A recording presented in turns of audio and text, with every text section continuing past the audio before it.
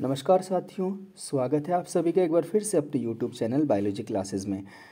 और फ्रेंड्स, आज हम बात करेंगे अपने यूके ट्रिपल एससी के द्वारा जो 723 पोस्ट निकाली गई हैं AAO असिस्टेंट एग्रीकल्चर ऑफिसर और साथ ही बायोलॉजी से रिलेटेड जो पोस्ट हैं उनके लिए हमने ये वीडियो अपलोड किया है जिसमें प्लांट मिनरल्स का बेसिक्स टू एडवांस कंप्लीट किया है।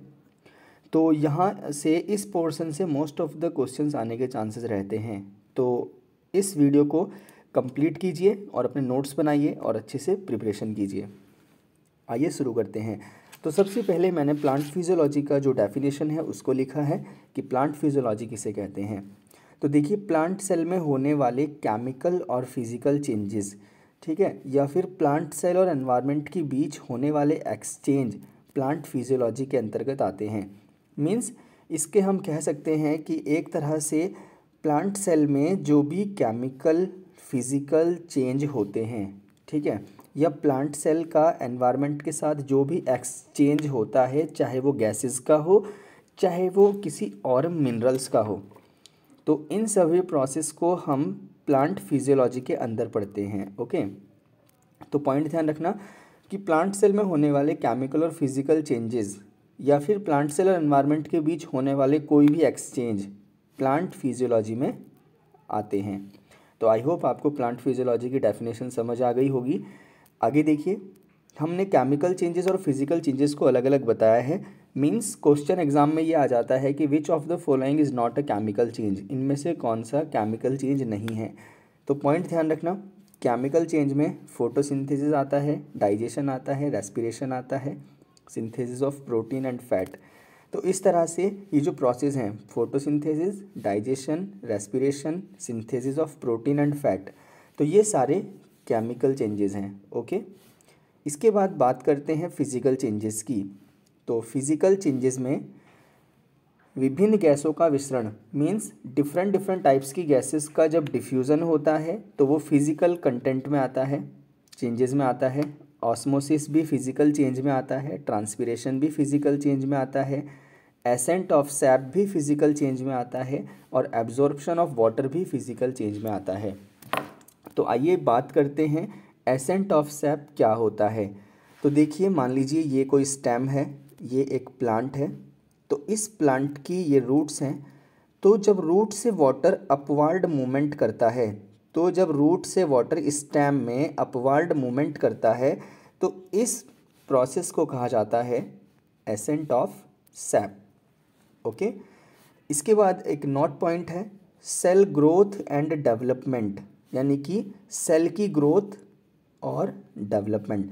यहाँ पर आप सेल की जगह एक वर्ड यूज़ कर सकते हैं और प्लांट।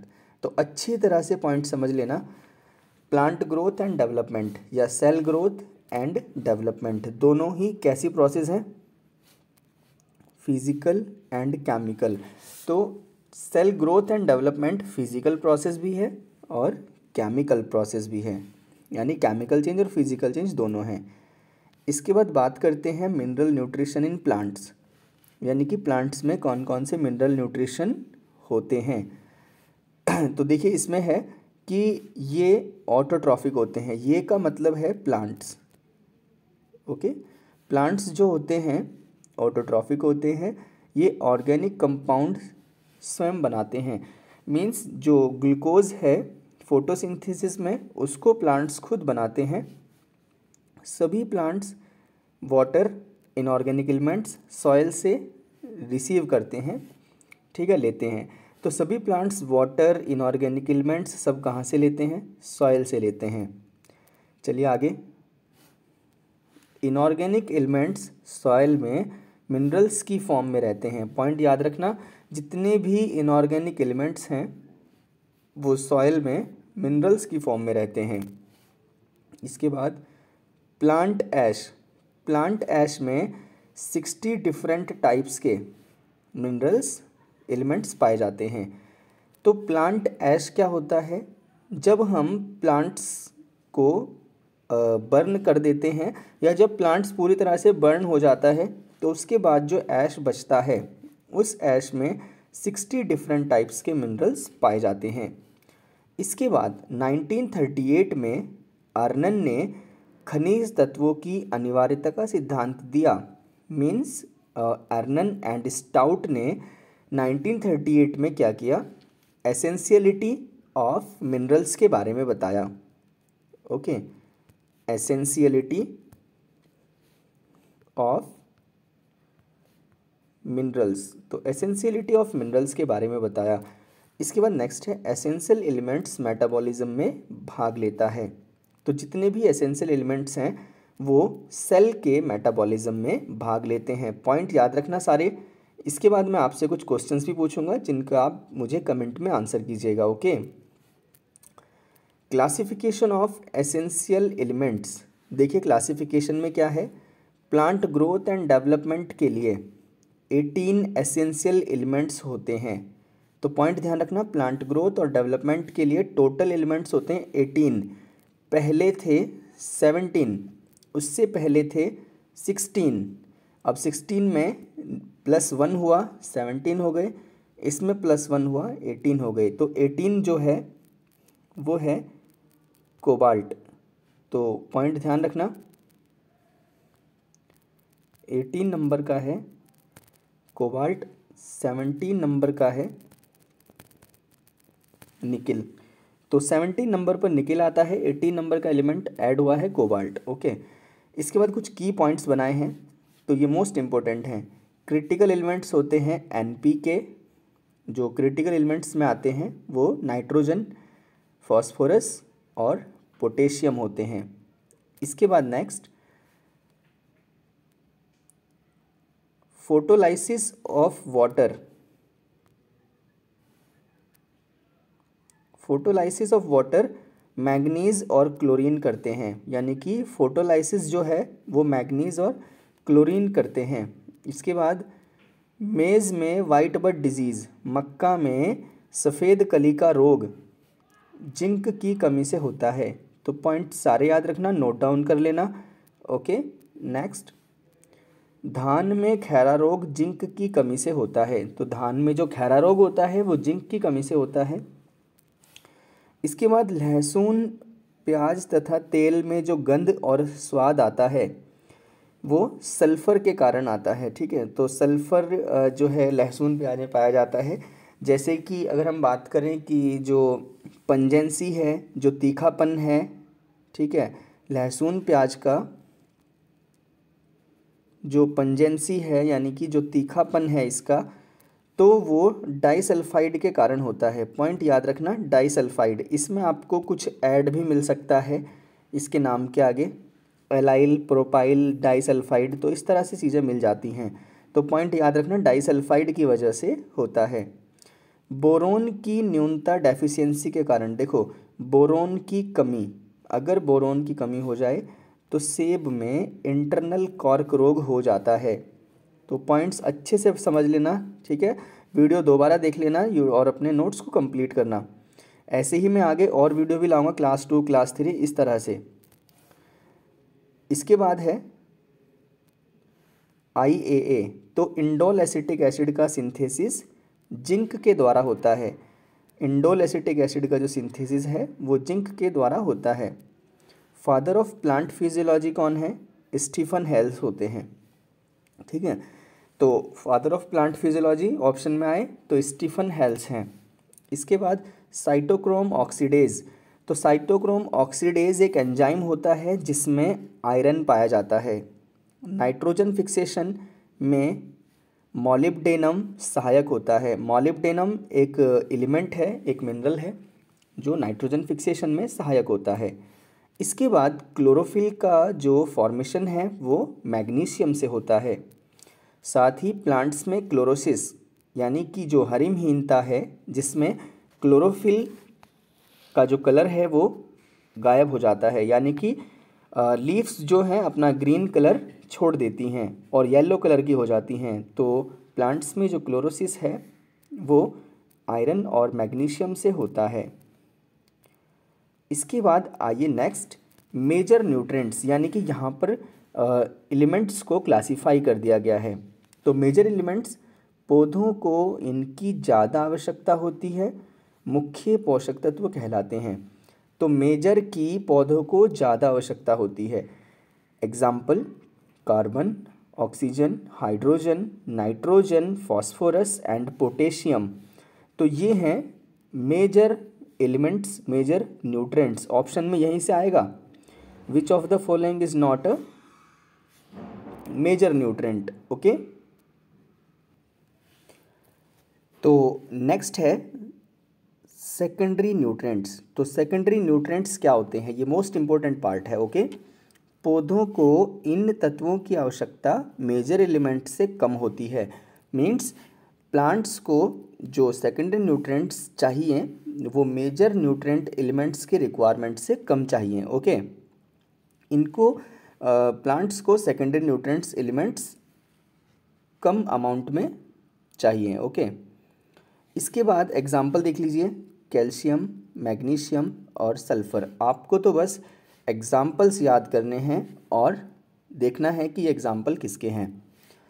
इसके बाद है नेक्स्ट माइक्रो एलिमेंट्स। तो micro elements needed in small amount, तो इनकी ज़रूरत बहुत कम अमाउंट में होती है। देखिए example, iron, manganese, copper, zinc, molybdenum, chlorine, boron and nickel. तो ये हैं हमारे माइक्रो एलिमेंट। यहाँ पर मैंने मेंशन भी किया है आगे 17th element sodium, 18 element cobalt. Okay, आइए नेक्स्ट पेज पर, और यहाँ पर मैं आपको कुछ चीज़ें सिखा देता हूँ। ठीक है, कि अगर हम मैक्रो और माइक्रो को कैसे याद रखें। देखिए, मैक्रो एलिमेंट, चीज़ें नोट डाउन करना और सीखना। मैक्रो एलिमेंट, तो मैक्रो एलिमेंट पेपर में आता है विच of the following is not a macro nutrient, which of the following is a micro nutrient. इनमें से कौन सा मैक्रो न्यूट्रेंट या मैक्रो एलिमेंट है। तो जो सिंगल वर्ड वाले होंगे, एन, पी, के, सिंगल लेटर वाले, एस, सी, एच, ओ, तो जो सिंगल लेटर वाले होंगे वो सारे मैक्रो होंगे। पॉइंट ध्यान रखना, अच्छे से एक्सप्लेन कर दिया है। जो सिंगल लेटर वाले होंगे वो सारे मैक्रो एलिमेंट होंगे। एक्सेप्शन, अपवाद केस देख लीजिए, मैग्नीशियम और कैल्शियम, ये दोनों मैक्रो न्यूट्रेंट हैं। ये अपवाद होता है, एक्सेप्शन होता है मैक्रो एलिमेंट्स का। तो ध्यान रखना, मैक्रो एलिमेंट्स सिंगल लेटर वाले होते हैं। एक्सेप्शन हो गया मैग्नीशियम और कैल्शियम। अब बात करते हैं माइक्रो न्यूट्रेंट या माइक्रो एलिमेंट्स की। जितने भी डबल नेम वाले होते हैं, iron, molybdenum, nickel, sodium, manganese, copper, cobalt, सारे डबल लेटर वाले, देखो double letter, double letter, double letter, सारे डबल लेटर वाले माइक्रो एलिमेंट होते हैं। एक्सेप्शन केस इसका भी देख लीजिए। एक्सेप्शन में आता है बोरॉन। देखो बोरॉन सिंगल वर्ड है, सॉरी सिंगल लेटर है, तो ये मैक्रो होना चाहिए, लेकिन ये है माइक्रो। तो एक्सेप्शन दोनों के याद रखना और फंडा इनका याद रखना, याद करने का, तो आपका क्वेश्चन गलत नहीं होगा। सिंगल लेटर वाला मैक्रो, डबल लेटर वाला माइक्रो। ओके, अब देखते हैं आगे फंक्शन ऑफ एलिमेंट्स। तो फ्रेमवर्क एलिमेंट हैं कार्बन, हाइड्रोजन, ऑक्सीजन, और मेजरली क्या बनाते हैं, प्लांट की सेल वॉल बनाते हैं। Protoplasmic elements nitrogen, sulphur and phosphorus, ये प्रोटोप्लाज्म, सेल के प्रोटोप्लाज्म में पाए जाते हैं। इसके बाद कैटालिटिक फंक्शन, यानी कि उत्प्रेरक का काम कौन कौन से एलिमेंट करते हैं, मीन्स एंजाइम की हेल्प कौन कौन करता है, आयरन, मैग्नीज, जिंक, कॉपर, ये चारों के चारों एंजाइम की हेल्प्स करते हैं, यानी कैटालिटिक फंक्शन शो करते हैं। इसके बाद है नेक्स्ट बैलेंसिंग एलिमेंट्स कौन से होते हैं, मीन्स जो सेल के अंदर बैलेंस बनाकर रखते हैं, कैल्शियम, मैग्नीशियम एंड पोटेशियम। तो ये बैलेंसिंग एलिमेंट्स कहलाते हैं। सारे पॉइंट्स को नोट डाउन कर लेना, वीडियो को दोबारा देख लेना, बस यहाँ से आपका पॉइंट नहीं छूटना चाहिए। आई होप कि अगर आप पूरा वीडियो देखेंगे तो आपको यहाँ से क्वेश्चन ज़रूर मिलेगा। इसके बाद influencing on the osmotic pressure, ठीक है। तो जो एलिमेंट्स हैं वो इन्फ्लुएंस करते हैं, प्रभावित करते हैं ऑस्मोटिक प्रेशर को, पीएच को भी इफ़ेक्ट करते हैं, ठीक है। Toxic effect of mineral elements, यानी कि किन एलिमेंट्स का इफ़ेक्ट टॉक्सिक होता है, किस एलिमेंट्स का इफ़ेक्ट टॉक्सिक होता है। तो देखिए किसका होता है, आर्सेनिक, कॉपर, नेक्स्ट है मरकरी, टॉक्सिक इफेक्ट डालते हैं। तो टॉक्सिसिटी करने वाले एलिमेंट्स पॉइंट याद रखना, आर्सेनिक करता है, कॉपर करता है, मरकरी करता है। तो तीन होते हैं, arsenic AS, copper Cu and mercury Hg। ये वो एलिमेंट्स हैं जो प्लांट्स के अंदर टॉक्सिसिटी कॉज करते हैं। इसके बाद नाइट्रोजन एलिमेंट्स प्लांट में ग्रोथ और प्रोटीन उत्पादन करता है। तो प्लांट में ग्रोथ भी करता है और प्रोटीन का प्रोडक्शन भी करता है कौन, नाइट्रोजन एलिमेंट। इसके बाद it is the most important part, okay. ये क्वेश्चन आने के चांसेस हैं कि फसलों को शीघ्र कौन पकाता है, कौन सा ऐसा एलिमेंट है जो क्रॉप्स को जल्दी मैच्योर कर देता है, ओके। तो वो है फॉस्फोरस, शीघ्र फसल पकाता है, रूट का डेवलपमेंट भी करता है। इसके बाद पोटेशियम हाई क्वालिटी देता है फूड को, ग्रेन्स को, सफिशिएंट एब्जॉर्प्शन ऑफ वाटर, और वाटर के एब्जॉर्प्शन में भी पोटेशियम हेल्प करता है। इसके बाद नेक्स्ट है सल्फ़र, प्रोटीन ऑयल के फॉर्मेशन में, प्रोटीन और ऑयल के निर्माण में, प्याज लहसुन की गंध व स्वाद में सल्फ़र एलिमेंट्स पार्टिसिपेट करता है, भाग लेता है। इसके बाद है नेक्स्ट कैल्शियम, कोशिका संरचना और विभाजन, यानी कि सेल का स्ट्रक्चर बनाता है और सेल के डिवीज़न में, विभाजन में हेल्प करता है कौन, कैल्शियम। नोट कर लेना पॉइंट सारे। मैग्नीशियम क्लोरोफिल का मुख्य तत्व, यानी कि क्लोरोफिल में मैग्नीशियम पाया जाता है। कॉपर जिंक ये एंजाइम सक्रियता मीन्स एंजाइम एक्टिविटी को दिखाते हैं। आयरन रेस्पिरेशन करता है, यानी श्वसन प्रक्रिया में भाग लेता है। क्लोरोफिल में आयरन का कुछ अमाउंट पाया जाता है, ठीक है। यानी क्लोरोफिल को बनाने में, प्रोडक्शन में क्लोरोफिल के ये पार्टिसिपेट करता है। मॉलिब्डेनम में जो है नाइट्रोजन का फिक्सेशन हमेशा, ये मोस्ट इम्पोर्टेंट है मॉलिब्डेनम, क्योंकि ये यूनिक है, स्पेसिफिक है, सिर्फ नाइट्रोजन फिक्सेशन करता है। तो नाइट्रोजन फिक्सेशन में मॉलिब्डेनम यूज़ होता है। तो स्टूडेंट्स ये हमारी आज की क्लास थी, ओके। तो आप सभी को क्लास कैसी लगी कमेंट बॉक्स में ज़रूर बताएं, और इसके बाद हम लेकर आएंगे क्लास 2, ओके। तो आप सभी को अगर वीडियो अच्छी लगी हो, क्लास अच्छी लगी हो, तो वीडियो को लाइक करें और कमेंट में ज़रूर बताएं क्लास कैसी लगी है। और जिसको भी आता है वो कमेंट में 16 एलिमेंट्स के नाम लिखे, 2 नाम हमने आपको बता दिए, 16 एलिमेंट्स के नाम कमेंट सेक्शन में ज़रूर लिखें। जितने भी आपको आते हैं उतने लिख सकते हैं, ओके। और ज़्यादा से ज़्यादा वीडियो शेयर करें ताकि सभी के पास ये हमारा जो क्लास फर्स्ट है ये पहुंच जाए और सभी को इससे हेल्प मिले। तो मिलते हैं नेक्स्ट वीडियो क्लास 2 में।